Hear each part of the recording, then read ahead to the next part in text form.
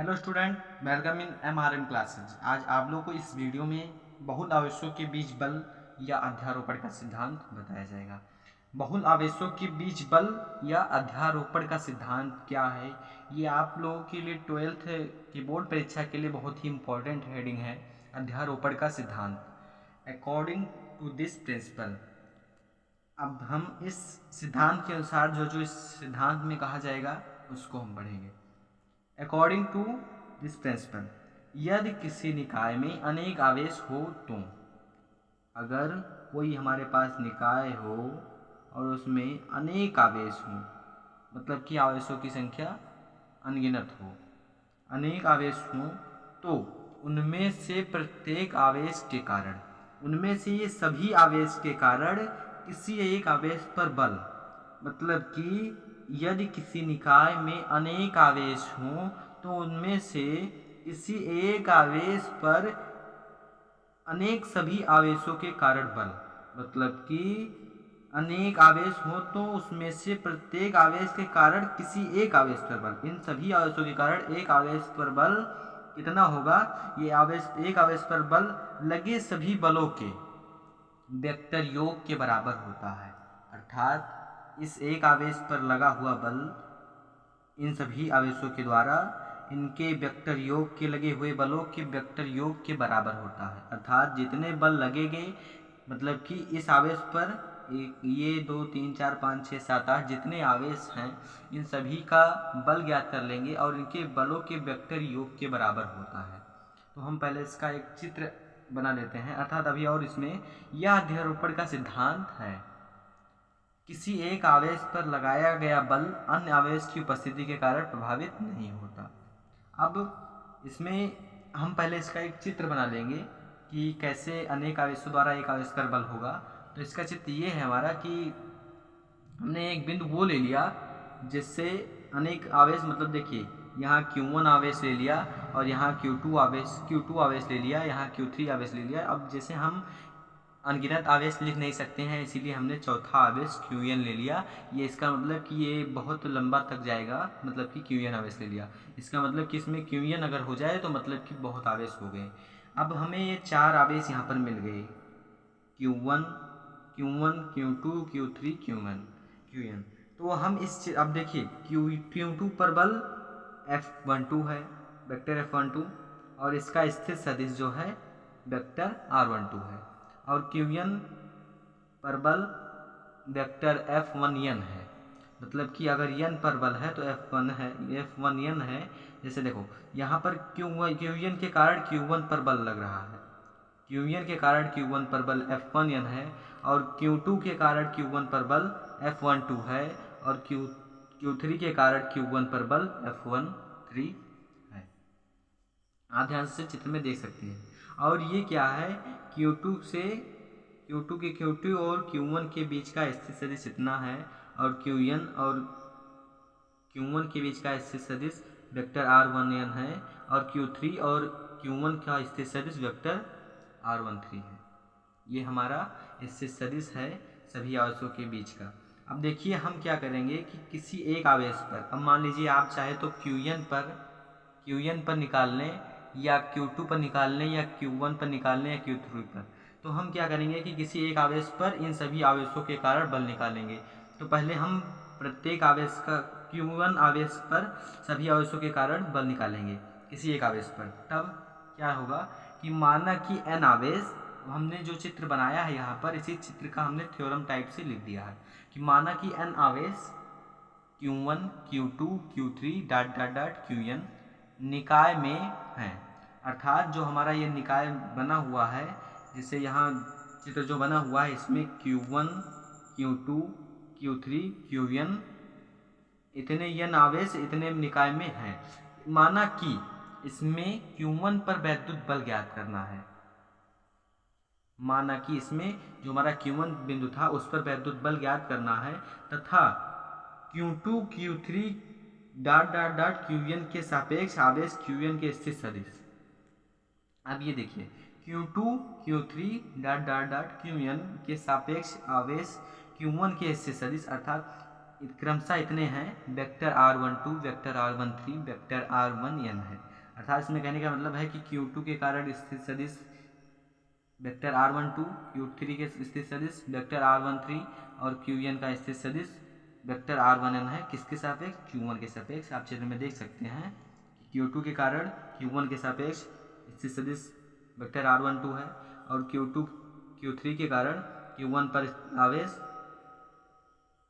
स्थित सदिश vector R13 है। इसी प्रकार से हमने यहाँ थ्योरम में लिखा है इससे सदिश क्रमशः इतने इतने हैं तब हम क्या करेंगे, आवेश Q2 के कारण पहले हम आवेश कितने आवेश मतलब कि हमें अगर हम Q1 पर बल ज्ञात करेंगे तो Q1 पर कितने आवेशों द्वारा हम बल ज्ञात कर सकते हैं। हमने यहाँ पर 4 आवेश माना है, यहाँ पर Q1 Q2 Q3 Qn, अर्थात हम Q1 पर बल ज्ञात करेंगे तो हमें मतलब कि अनेक आवेश हमने क्या क्या माना है, अनेक आवेश में Q1 को लेकर Q2 माना है, Q3 और Qn माना है। मतलब कि हम इन तीनों द्वारा इस पर पहले बल ज्ञात करेंगे, तब आवेश Q2 के कारण Q1 पर बल। अब हम आवेश Q2 के कारण Q1 पर बल ज्ञात करेंगे तो देखिए, अगर जैसे बल Q1 पर है मतलब कि Q1 पर बल है तो पहले 1 को पहले लिखा जाएगा और 2 के कारण है इसलिए F12 होगा। यहाँ पर हमारा Q2 के कारण Q1 पर बल F12 होगा। उसके बाद में F12 होगा। अब देखिए F12 आप लोग एक जानते हैं एक सूत्र कि F बराबर 1/4 पाई एप्सिलॉन नॉट, यहाँ पर होता है 1/4 pi epsilon naught Q1 Q2 बटा R स्क्वायर, इतना होता है हमारा। ओके, मतलब कि ये हमारा सूत्र होता है। तो यहाँ पर हमें F बराबर 1/4 pi epsilon naught Q1 Q2 लिखना है, लेकिन हमारा जो ये R2 है ये हमारा यहाँ पर क्या है, यहाँ पर दूरी है, अर्थात यहाँ पर भी हमें दूरी को लिखना होगा। लेकिन यहाँ पर बहुल आवेशों को के नियम में स्थित सदिश के रूप में लिखा गया है, और जो हमारा तब देखिए Q2 के कारण Q1 के सापेक्ष स्थित सदिश हमने क्या लिखा है, अभी लिखा हमने Q2 Q3 Qn के सापेक्ष आवेश Q1 की स्थित सदिश क्रमशः इतना है, तो मतलब Q2 के कारण वेक्टर R12 है, तो इसीलिए इसका परिणाम ही लिखा जाएगा R12 का स्क्वायर हो गया। यहाँ पर हमारा स्थित सदिश अर्थात दूरी, स्थित सदिश को दूरी कहते हैं, वेक्टर के फॉर्म में स्थित सदिश कहा जाता है। यहाँ पर दूरी हमारी Q12 स्क्वायर होगी और ये एकांक सदिश के रूप में लिखा जाता है, क्योंकि किसी भी दिशा के लिए अगर किसी भी हम सदिश की दिशा में माप करेंगे तो उसे एकांक वेक्टर के रूप में लिखा जाता है। मैंने इसको अपने पहले वीडियो में बता दिया है कि एकांक में क्यों लिखा जाता है। तो हमारा F12 के कारण बल, अब देखिए इसमें बहुत आसान होता है कि जो हमारा F12 है ना, अर्थात हमारा R12 दूरी होगा, जो यहाँ होगा वही हमारा दूरी में लिखा जाएगा और इसका स्क्वायर होगा, फिर यहाँ पर एकांक वेक्टर के रूप में भी वही 12 लिखा जाएगा। इस प्रकार आवेश Q3 के कारण Q1 पर बल। अब हम Q3 के कारण Q1 पर बल ज्ञात करेंगे, तब बल हमारा क्या होगा, वेक्टर F13 होगा equal to 1/4 pi epsilon naught Q1 Q2 बटा R, यहाँ पर दूरी को क्या लिखा जाएगा, वो R13 का स्क्वायर, क्योंकि हमारा बल 1 पर 3 के कारण लग रहा है, इसलिए हमारी दूरी भी जो होगी R13 होगी। उसके बाद में एकांक वेक्टर R13। अब तथा आवेश Qn के कारण Q1 पर बल। अब हम क्या ज्ञात करेंगे, Qn के कारण Q1 पर बल। हमारा 4 आवेश था, Q1 Q2 Q3 Qn, इतने आवेश थे, मतलब इस Qn मतलब अनंत हो गया, आवेश तो बहुत थे लेकिन हमने माना 4 था Qn तक, और हमने Q1 पर सभी आवेशों के कारण बल ज्ञात किया है। अब यहाँ सब पहले हम Qn के कारण ज्ञात कर लेंगे कि आवेश Qn के कारण Q1 पर बल F1n, 1 पर n के कारण 1/4 pi epsilon not into Q1 Q2 बटे R1n, एकांक वेक्टर R1n। यहाँ पर देखिए, अब यहाँ पर दूरी क्या लिखा हमने, R1n का स्क्वायर। ये कैसे लिखा, यहाँ पर हमें बल 1 पर लग रहा है n के कारण, मतलब कि Qn के कारण Q1 पर बल, तो 1n हुआ। इसी प्रकार से हमारी यहाँ से ही दूरी भी ली जाएगी, स्थित सदिश हमारा R1 स्क्वायर होगा। अब देखिए हमने क्या किया कि हमने Q1 के कारण पहले उस नेक्स्ट पेज में Q1 के कारण नहीं Q2 के कारण Q1 पर बल ज्ञात किया था, फिर अब की बार इस यहाँ पर Q3 के कारण Q1 पर बल ज्ञात किया और Qn के कारण Q1 पर बल ज्ञात किया। अब हमें यहाँ पर तीनों बिंदुओं के कारण किसी एक बिंदु पर बल प्राप्त हो गया है, मतलब 3 आवेश के कारण, और यहाँ Qn मतलब अनंत आवेशों के कारण Q1 पर हमें बल प्राप्त हो गया है, लेकिन अभी हम इसका परिणामी बल ज्ञात करेंगे। तो अध्यारोपण के सिद्धांत के कारण ये सभी आवेशों के कारण Q1 आवेश पर परिणामी वैद्युत बल, मतलब कि जितने आवेश हमने लिए थे Q1, Q2, Q3 और Qn, मतलब अनंत लेना था, इसलिए हमने Qn को ले लिया था। तो हमें Q1 पर इन सभी आवेशों के कारण बल हमने ज्ञात कर लिया है, सभी का अलग अलग बल, इसके द्वारा इस पर, इसके द्वारा इस पर, इसके द्वारा इस पर, सभी का बल अलग अलग ज्ञात कर लिया है। और हमारा अध्यारोपण के सिद्धांत में यह था कि लगे सभी आवेशों द्वारा सभी लगे बलों के वेक्टर योग के बराबर होता है। तो इनके सभी हमने वेक्टर बल प्राप्त कर लिए, मतलब सदिश रूप में बल प्राप्त कर लिए। अब इनके सभी के योग के बराबर होगा। अतः अध्यारोपण के सिद्धांत के कारण ये सभी आवेश के कारण Q1 आवेश पर परिणामी बल वैद्युत बल क्या होगा कि जो F12 पर बल लगा, F13 plus dot dot dot F1n पर बल लगा, इनका वेक्टर योग के बराबर होगा। मतलब तीनों बलों को हम F12 जो पहले पेज में निकाले थे, F13 जो इस पेज में निकाले हैं अभी ऊपर, और F1n जो ये निकाले हैं, इन तीनों बलों के योग के बराबर होगा। F12 F13 plus dot dot dot F plus F1n।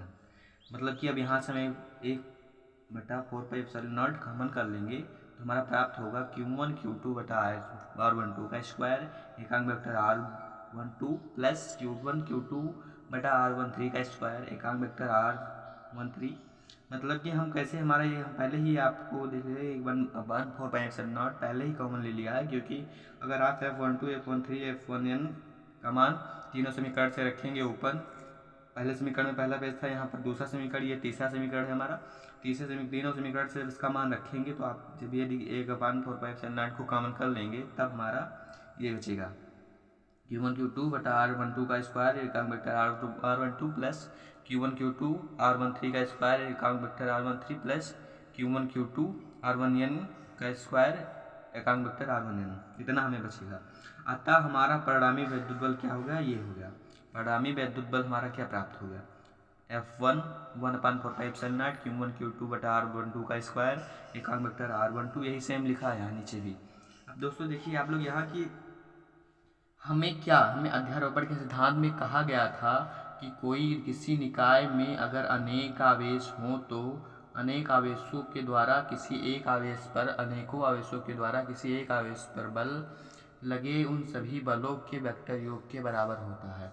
तो हमने सभी बलों के वेक्टर योग को वेक्टर योग के बल के बराबर होता है, मतलब कि प्रत्येक आवेश द्वारा किसी एक आवेश पर हमने बल ज्ञात कर लिया और उसके बाद में सभी उनका सदिश रूप में बल ज्ञात किया और उनका योग कर दिया, उसके बाद में हमारा परिणामी बल ये मिला। यही हमारा मेन डेरिवेशन है, ठीक है। अब आप देखिए, जैसे अगर हमने यहाँ पर Q1 पर बल ज्ञात कर लिया, Q1 आवेश पर अन्य सभी आवेशों के कारण, और अगर आप इस तरह से ज्ञात करना चाहें कि किसी भी अन्य आवेश पर शेष बचे आवेशों के कारण, मतलब कि हमने यहाँ पर Q1 Q2 Q3 Q4, मतलब कि Q1 पर हमने इन सभी Qn यहाँ था, तो मतलब Q1 पर हमने Q2 Q3 Qn मतलब अनंत तक का ज्ञात किया इस पर बल, और आप चाहें तो Q2 पर भी इनसे मतलब इन सभी के कारण बल ज्ञात कर सकते हैं। जैसे हमें कोई ज़रूरी नहीं है कि हम Q1 पर ही सभी अन्य आवेशों के कारण बल ज्ञात करेंगे, और किसी भी आवेश पर अन्य आवेशों के कारण बल ज्ञात कर सकते हैं। उदाहरणतः जैसे Q2 पर सभी आवेशों के कारण बल, तो हमारा इसी सेम पोजीशन में आएगा, यहाँ पर F2 आ जाएगा और सेम पोजीशन में आएगा कि F2 और F21 होगा। 2 पर बल हमेशा लगेगा, मतलब Q2 आवेश पर लगेगा तो 2 पर लगेगा, F2 1 के कारण लगेगा, और फिर F2 लगेगा 3 के कारण, 3 तीसरे आवेश के कारण, और 2n मतलब कि Qn आवेश के कारण।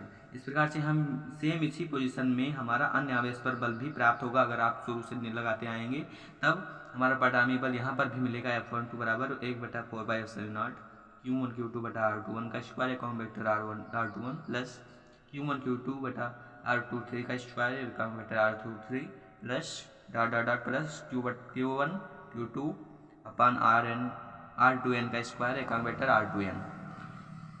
तो हमारा यहाँ पर अन्य आवेश पर और अन्य आवेशों के कारण बल ज्ञात हो गया। अब आप इसी प्रकार से किसी भी आवेश पर बल ज्ञात कर सकते हैं। तो दोस्तों हमारा परिणामी जो मिला है बल, हमारा मेन डेरिवेशन का सूत्र यही है हमारा कि Q1 बराबर 1/4πε0 Q1 Q2 बटा R12 का स्क्वायर, इतना जो हमें मिला है पूरा, यही हमारा मेन सूत्र है। दोस्तों वीडियो आप लोगों को पसंद आया हो तो प्लीज़ हमारे वीडियो को लाइक कीजिएगा, चैनल को सब्सक्राइब कीजिएगा। थैंक्स।